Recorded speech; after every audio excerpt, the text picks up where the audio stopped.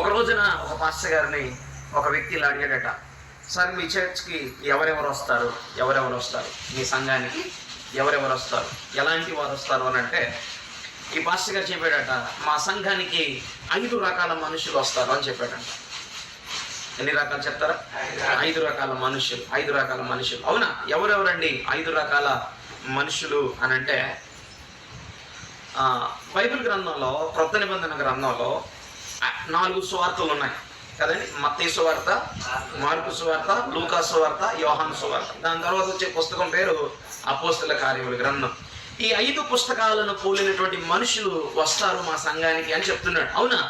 మత్తయి సువార్త లాగా, మార్కు సువార్త లాంటి వాళ్ళు, లూకా సువార్త లాంటి వాళ్ళు, యోహాను సువార్త లాంటి వాళ్ళు, అపోస్తల కార్యములు లాంటి వాళ్ళు ఎవరు సార్ అంటే, ఆయన చెప్పాడట, మత్తయి సువార్త అంటే ఇంగ్లీష్లో మాథ్యూ అంటారు. మాథ్యూ అనండి ఒకసారి.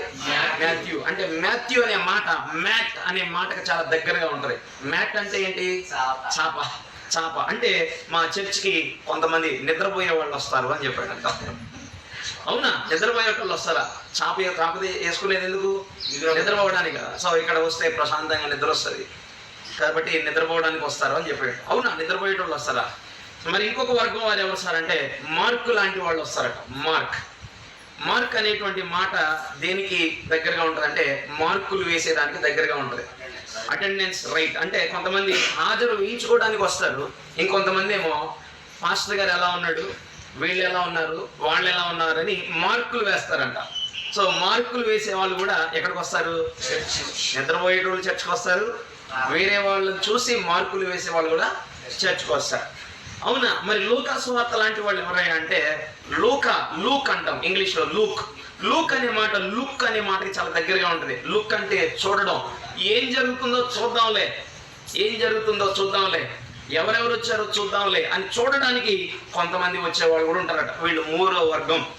జాన్ అంటే జాయిన్ అనే మాటకి దగ్గరగా ఉంటుంది. అంటే గ్రూపులుగా జాయింట్ అయిపోతారంట. మేము ఈ వర్గం వాళ్ళం, మేము ఇలాంటి వాళ్ళం, మేమే ఫ్రెండ్షిప్ చేస్తాం, మేమే కలిసి తిరుగుతాం అనుకునేవాళ్ళు. అంటే గ్రూపులు పెట్టుకోవడానికి కూడా ఎక్కడికి వస్తారంట? చర్చ్కి వస్తారట. అవునా? పడుకునేటోళ్ళు వస్తారు, మార్కులు వేసేటోళ్ళు వస్తారు, తర్వాత చూడడానికి వచ్చేటోళ్ళు వస్తారు, గ్రూపులుగా విభజించుకునే వాళ్ళు కూడా వస్తారు.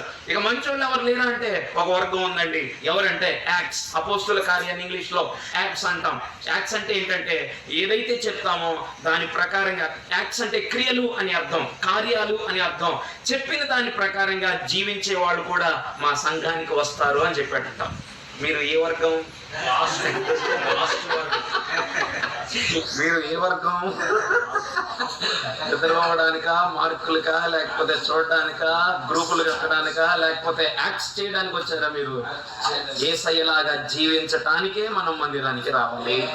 ఆమేన్. హల్లెలూయా.